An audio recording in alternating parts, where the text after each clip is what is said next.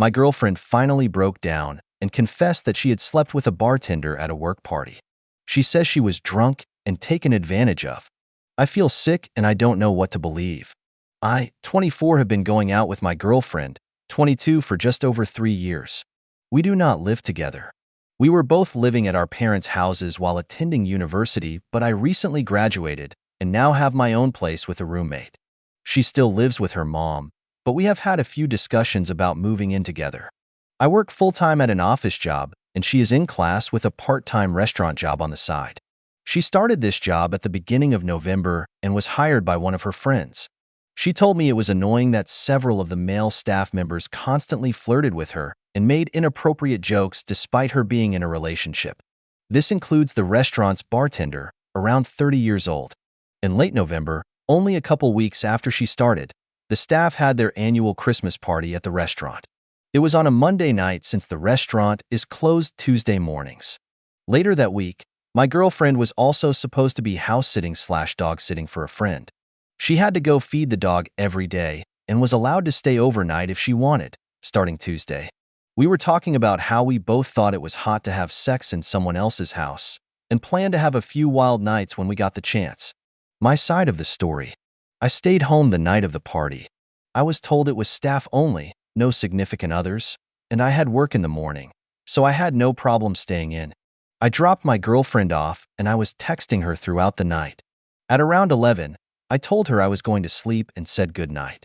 I was still up another hour or so, but based on her text, she was quite drunk and it was frustrating having a regular conversation, so I didn't want to text anymore. I sent her a message the next morning and didn't hear back until around 2 p.m., when she informed me she was extremely hungover and slept half the day. Even though her mom's house was just around the corner from the restaurant, she said she instead decided to go to the dog-sitting house a day early, since it was on the way to the bar that some people headed to after the party. Apparently, the homeowners left earlier Monday night. We hung out later that night, and she showed me photos of the party. I saw most people brought their significant others, and I was kind of insulted. I confronted her about it, and she said she didn't think we were supposed to be invited and that I shouldn't have cared since I had work the next day anyways. We had a minor disagreement, but nothing serious. The next couple's days were normal. We were happy, and Thursday night I suggested we go over the dog-sitting house together. She started acting weird and said she didn't want to do that anymore, but we could hang out at my place. We did, watched some TV, and I tried to initiate sex. She refused and said I was being too pushy and went home. I didn't think I did anything wrong and I was frustrated. The next 2 weeks or so were more of the same. No sex, which led to frustration and silly arguments over little things. She started exams in mid/late December and stress was through the roof. Finally, after she finished exams, we went out to a party, went home together and had sex. It had been probably 3 weeks, and previously we were having sex about 5 times a week.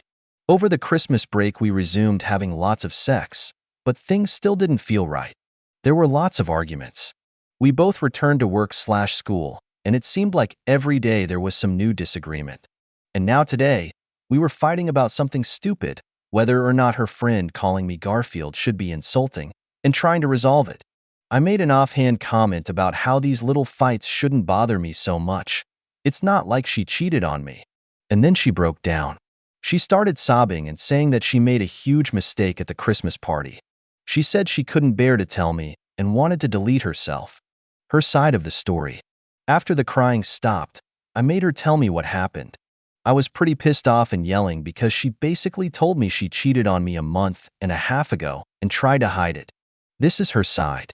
A lot of it is pieced together from her messages and what her co-workers told her, since she says she has no little memory of the night.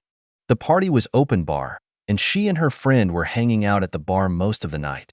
The bartender was another employee who had volunteered to take the night off from drinking to serve everyone else.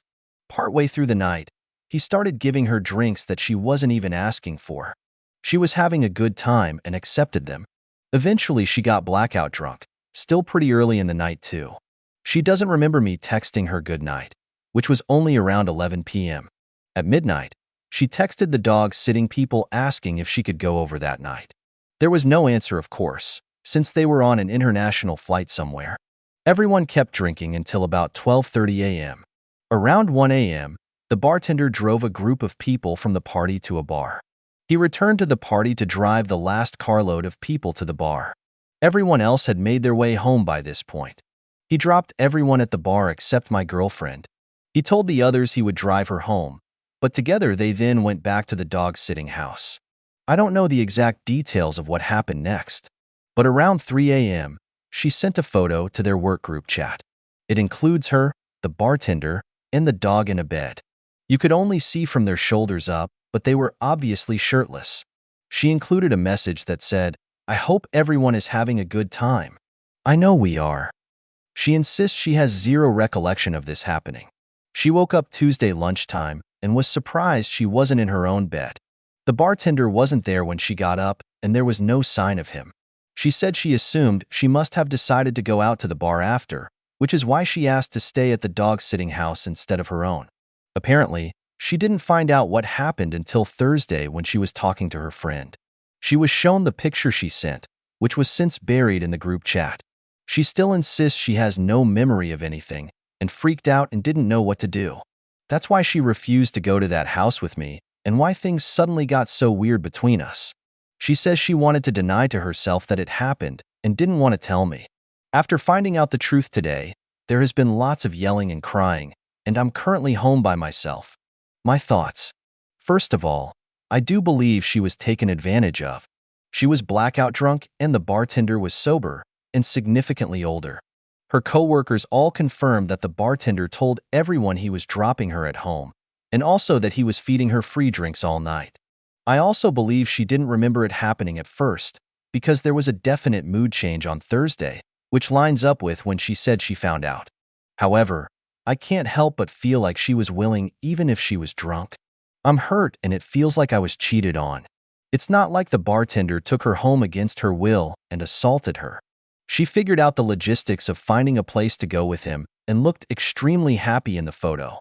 Why it still feels like cheating?